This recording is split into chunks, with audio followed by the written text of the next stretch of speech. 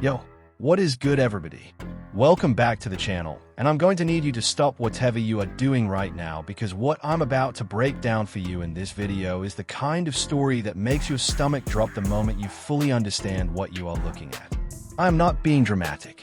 I am not inflating this for clicks. What allegedly surfaced in early 2026 involving King Von's iCloud backup, involving text messages from the final hours of his life, involving a name that nobody in the drill community was fully prepared to see attached to. This narrative is something that has shaken the foundations of Chicago drill politics in a way that nothing has since Von himself was taken from us in Atlanta in November 2020. Because here is what you need to understand from the very beginning of this video. King Von was not just a rapper. He was not just a statistic or a headline or name attached to a beef. He was Davon DeCorn Bennett. He was from O-Block. He was a father. He was the most naturally gifted storytelling rapper Chicago had produced since Chance the Rapper, but from a completely different world. He was Lil Durk's right hand, his day one, his brother in every sense of the word that matters. And when he was killed outside of Monaco Hookah Lounge in Atlanta on November 6, 2020, the entire drill world stopped breathing for a moment. And now in 2026, allegedly, his own phone is telling a story that nobody was ready to hear. A story that points the finger not at an outside enemy, not at a rival from another city or another set, but at someone Von trusted. Completely. Stay locked in because this one goes all the way to the bone. Alright, before we get into what is allegedly in these leaked texts and what it means for everyone connected to the situation, I need to make sure everybody watching is fully grounded in history because the history is everything, hey.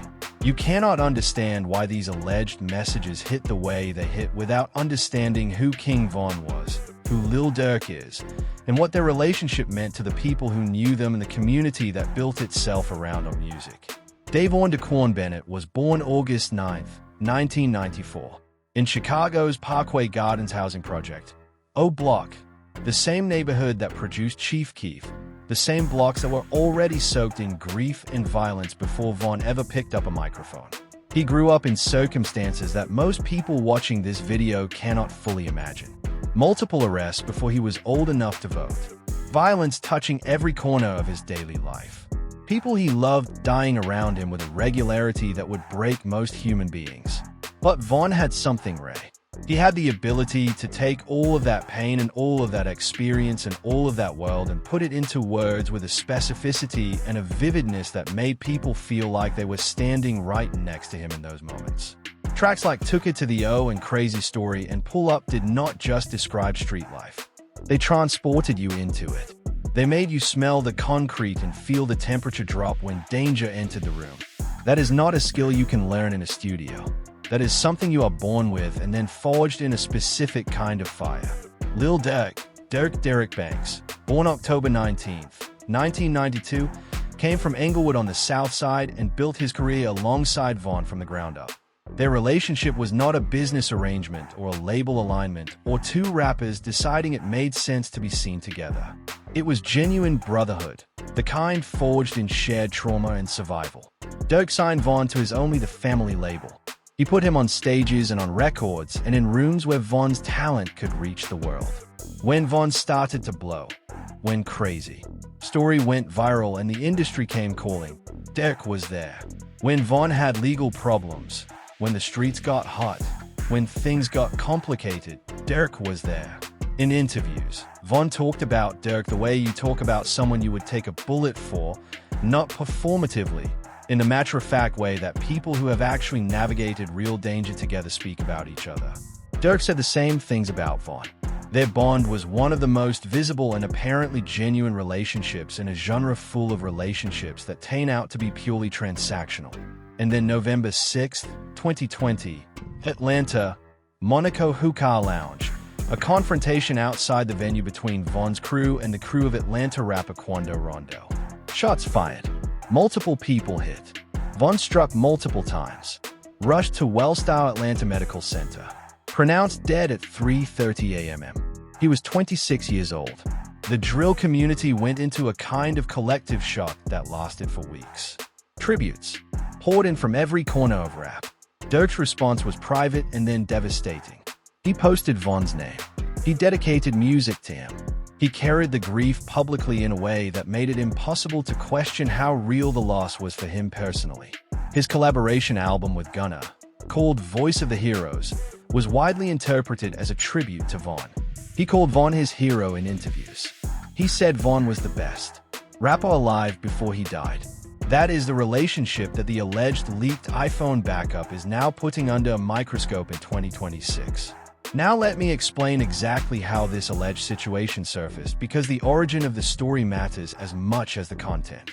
In early 2026, a wave of content began circulating on X, Instagram, and several drill-focused platforms claiming that an iCloud backup associated with one of Von's devices had been accessed and that screenshots of text message conversations from the days leading up to November 6, 2020 were being shared in private channels before eventually leaking to public platforms. The claim was specific and immediately generated enormous attention. Not a general dump of old content. Not recycled material from prior leaks. Specific text messages from a specific window of time that allegedly showed Von in direct communication with multiple people about his movements, his plans, and his concerns in the hours before he was killed. We need to be absolutely clear right now before we go a single word further. These alleged screenshots have not been authenticated by any credible outlet. Von's family has not confirmed their legitimacy. No forensic analysis has been publicly conducted on the images. The provenance of how an iCloud backup would be accessed nearly 6 years after someone's death raises serious technical and legal questions that have not been answered. Everything I am about to describe comes from what's circulated on these platforms and from the community's reaction to it. We are reporting on the existence of these claims and the explosion they caused, not asserting their truth. With that said, here's what allegedly appeared in those screenshots and why the community lost its mind when they started spreading.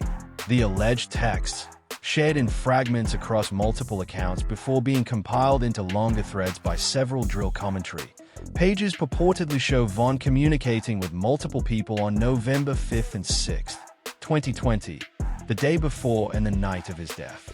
The text that generated the most reaction, the ones that spread fastest and hit hardest, allegedly showed Von expressing concern about specific details of his Atlanta trip that he claimed he had not been told in advance. Details about the venue. Details about who else was going to be there. Details that he allegedly wrote, in his own words according to the screenshots, that somebody set up. And then there was the text that shattered the community. In one of the most widely shared alleged screenshots, a message purportedly sent by Von to an unnamed contact in the early hours of November 6, 2020, read something to the effect of, "Bro, I don't feel right about this whole night. Durk knew Quando was going to be here. I know he knew. Why didn't he tell me? If something happens to me tonight, that's on him." 5 sentences or something close to 5 sentences, depending on which version of the screenshot you were looking at, since multiple versions with slight variation circulated. And those 5 sentences, or the alleged version of them, hit the drill internet like a freight train hitting a wall because the implication was not subtle. The implication was not open to creative interpretation. Von, allegedly in his own words, from his own phone on the night he died, was expressing the belief that Lil Durk knew Quando Rondo was going to be at that venue and did not tell him, and that if something happened to him, Durk was responsible. The word setup started appearing in comment sections within minutes of the screenshot spreading. It spread faster than anything I have seen in drill community discourse in years. Pages that normally post music and mild beef content were suddenly running the screenshot with commentary. Private group chats were forwarding it. People who had been asleep woke up to their phones full of notifications about this single image. The reaction was immediate and it was volcanic, and it was divided in exactly the way that a story this serious and this unverified should divide a community that cares about truth. On one side were the people who had been suspicious of the circumstances around Vaughn's death since it happened, who had always found it uncomfortable that Vaughn ended up in the same space as Quando without, according to some accounts, having been fully briefed on who would be there, who had noticed that Satan things about the night felt off without being able to articulate exactly why. For those people, the alleged screenshot was not a shock. It was a confirmation of something they had been feeling for 5 years without having language to attach to it. On the other side were the people who immediately and correctly pointed out that unverified screenshots from an alleged iCloud breach of a dead man's phone are not evidence of anything, that the history of fake screenshots in rap beef is longer than any of our memories, that anyone with basic editing skills could construct an image like this, that the timing of the leak, dropping in the middle of the already explosive Chief Keef and blood money and backdoor allegation situation, was suspicious in itself. That Lil Durk's entire public presentation of his grief over Von had been so consistent and so visible for 5 years that the idea of him orchestrating harm to his closest friend required a level of evidence that grainy screenshots could not provide. Both of those positions are reasonable. Both of those reactions make sense. And the fact that they exist in direct conflict with each other is exactly what makes the situation so destabilizing for a community that does not have great tools for processing ambiguity. Now, here's where the story gets even more complicated and the reason that what started as a screenshot controversy became something much larger and much harder to contain. Within hours of the alleged screenshot spreading, a second wave of images began circulating that claimed to show additional messages from the same alleged backup. These alleged messages were different in character from the first one, where the first alleged text was an expression of fear and suspicion from Von directly. These additional alleged messages purported to show a communication trail that involved other people in Von's orbit discussing logistics of the Atlanta trip in a way that raised questions about who knew what and when, without going into specifics that we cannot verify and that could cause real harm to real people if wrong. The general thrust of what was being alleged in the second wave was that the decision to put Von in that specific venue on that specific night involved more coordination than a spontaneous night out would require. That multiple people allegedly had knowledge of Quando's presence before the night began. That Von was allegedly not among those people until he arrived. The drill community's response to the second wave was even more intense than the first, because now it was not just one text message. It was allegedly a pattern, and patterns, even unverified ones, are much harder for the human brain to dismiss than isolated incidents. Lil Durk, for his part, did not immediately respond publicly to the screenshot situation. His team was silent. His social media maintained its regular pace. No direct acknowledgement, no statement, no denial. That silence was read in completely opposite ways by completely opposite camps. His supporters saw it as the response of a man who had too much dignity to engage with obvious fake content designed to smear him. His critics, or rather the people who believed the screenshots were real, so the silence is telling as the response of someone who could not fully deny something without confirming the thing they were denying. People who have followed Durk's career closely pointed out that his silence was not unusual. He historically does not respond publicly to every accusation thrown at him, and there have been many thrown at him over the years. His approach has generally been to let his actions and his music speak, and to keep legal and personal matters off social media. That pattern made it genuinely difficult to read anything specific into his silence about this situation. But then something happened that made the silence impossible to maintain. A Chicago community figure with a large following on X posted a thread that went extensively viral in which they walked through what they described as inconsistencies in the publicly available account of the night Von died. They cited interviews, they cited timelines, they cited statements made by people who were present, and they arrived at a conclusion that the alleged screenshot, real or fake, asked a question that deserved a real answer. Who told Von about the venue? Who knew Quando was going to be there? And why? In the 5 years since Von's death, that specific question had never been asked directly and publicly in a way that required a specific and direct answer. That thread got hundreds of thousands of impressions within 24 hours. It was shared by drill figures, by fans, by people with no personal stake in the Chicago politics, but who found the logical questions compelling regardless of whether they believed the screenshot was authentic. And it forced the conversation out of the screenshot debate, out of the real or fake binary, and into a different and more uncomfortable space. A space where the questions themselves had weight regardless of what prompted them. Only the family responded before Durk did. Several OTF-affiliated figures pushed back on the screenshot narrative on social media. One posted simply that the people doing this know what they are doing and it has nothing to do with the truth and everything to do with timing. Another went further, connecting the alleged leak explicitly to the ongoing Glow Gang and Oblak situation, arguing that the screenshot was not organic but was being circulated deliberately by people who wanted to destabilize OTF during a moment when Chicago politics were already running hot because of the Chief Keef and blood money allegations. The argument being made was that someone was using Von's memory as a weapon in a beef that had nothing to do with Von's actual death and everything to do with the current moment-specific politics. That argument was compelling to a lot of people because the timing really was remarkable. Within weeks of Chief Keef allegedly naming Von as the person behind Blood Money's murder. Within weeks of Glow Gang declaring they no longer rock with Oblak. Within weeks of Tato returning to Chicago and planting a flag on Southside blocks, an alleged iCloud backup surfaces with texts that implicate Lil Durk in Von's death. Two of the biggest names in Chicago drill, Keef and Durk, simultaneously being attached to devastating allegations in the same news cycle. Was that coincidence? In a city with Chicago's history of calculated information warfare, where narratives are deployed as weapons and timing is everything, the question of whether the screenshot leak was organic or engineered was taken seriously by people across all factions. But here's the thing about questions. Once they are in the air, they do not come back down just because someone offers an alternative explanation for why they were asked. The community was now sitting with two simultaneous massive allegations. Keef allegedly confirming Von was behind Blood Money's murder, and Von's alleged final text suggesting Durk knew his death was coming and said nothing. Both unverified, both explosive, both landing in the same 2-week window in ways that made everyone who cared about any of these people feel like the ground under the entire Chicago drill world had shifted. Lil Durk eventually broke his silence.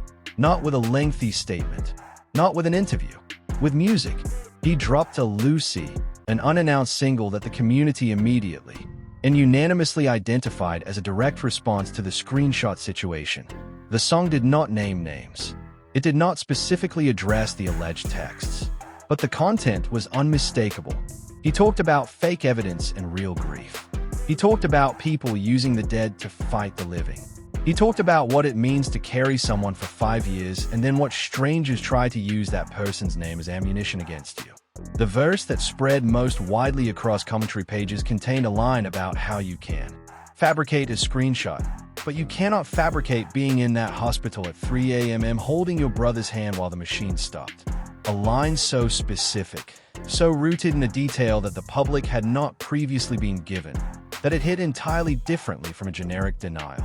Because that detail, the image of Durk in that hospital at that specific moment in the specific way he described, was not something a person lying about their relationship with Von would reach for naturally.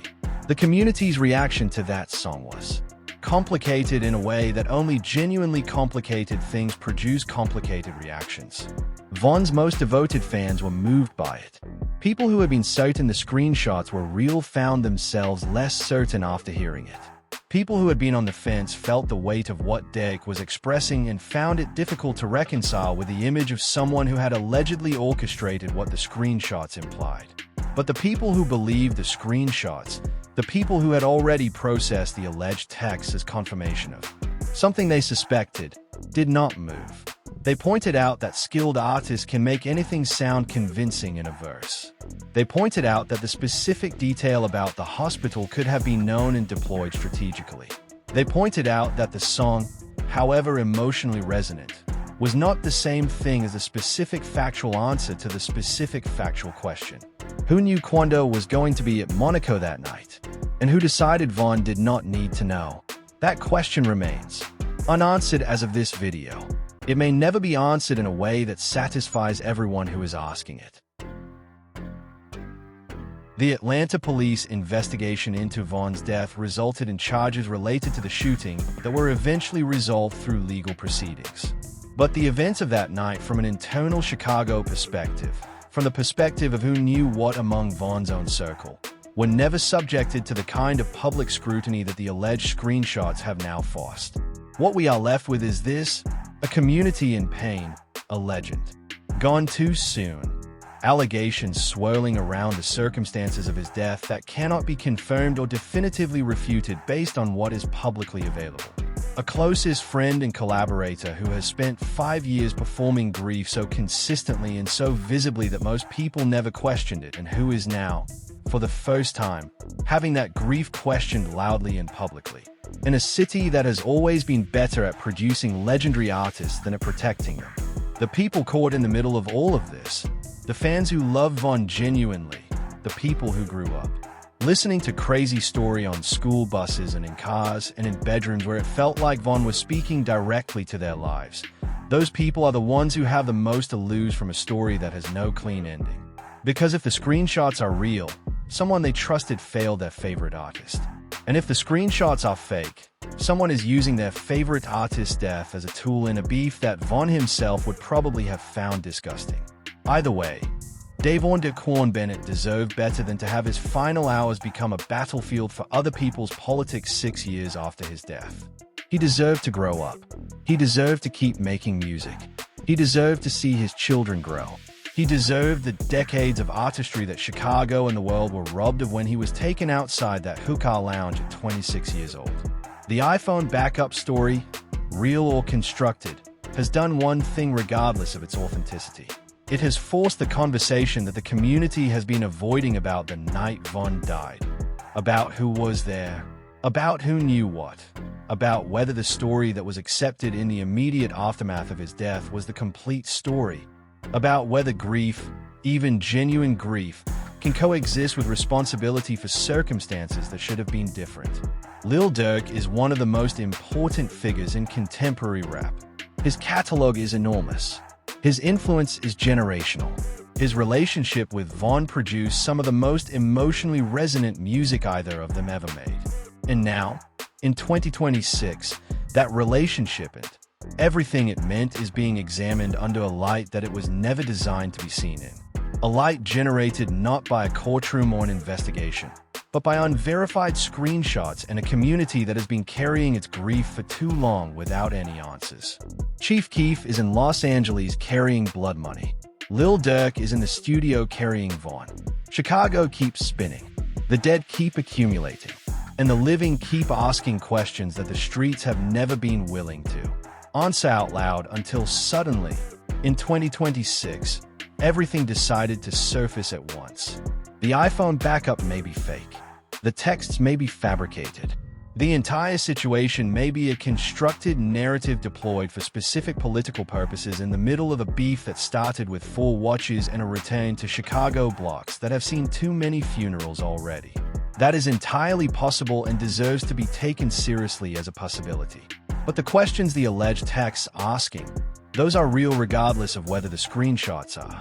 In a community that has been told to move on, to celebrate the legacy, to not ask too many questions about the specific mechanics of how their heroes ended up in the ground so young, the community is no longer willing to move on without at least hearing those questions said out loud. Von would have made a song about this situation that would have been perfect. That is what makes losing him so specifically devastating. The one person who could have told this story best is the one person who cannot tell it anymore. Alright, everybody, if you are still with me at the end of this video, then you understand that what we just went through together is not entertainment in the simple sense of the word. This is the story of a community that keeps losing its best and brightest and then turning the grief of those losses into the ammunition for the next conflict. This is the story of allegations that may be true or may be false, but that have cracked something open in the Chicago drill world that cannot easily be put back together. King Von deserved to live. He deserved to make another 10 albums and watch his kids grow up and become whatever he was going to become on the other side of 26. The alleged iPhone texts, real or fabricated, do not change that fundamental truth. They only make the loss feel more complicated and more painful than it already was. What I need from you right now is your honest, unfiltered reaction. Do you believe the alleged screenshots are real, or do you think they were constructed and planted deliberately? Do you think the timing of the leak, dropping in the middle of the Glow Gang and Oblak explosion, is a coincidence or strategy? Do you believe Lil Durk's response addressed the actual question, or did it sidestep it? And do you think the drill community is ever going to get real answers about what happened outside Monaco Hookah Lounge? Or are these questions going to join the long list of things Chicago keeps cold forever? Drop every single thought you have in the comment section right now, because I am reading all of them, and this conversation needs to happen. Hit that like button, because this kind of deep research takes real time, and your support is what makes it possible to keep going. Subscribe if you are new, because we do not skim surfaces here. We go all the way down. Share this with someone who needs the full picture, and God bless Vaughn. God bless his children. God bless everyone who loved him for real. See you in the next one.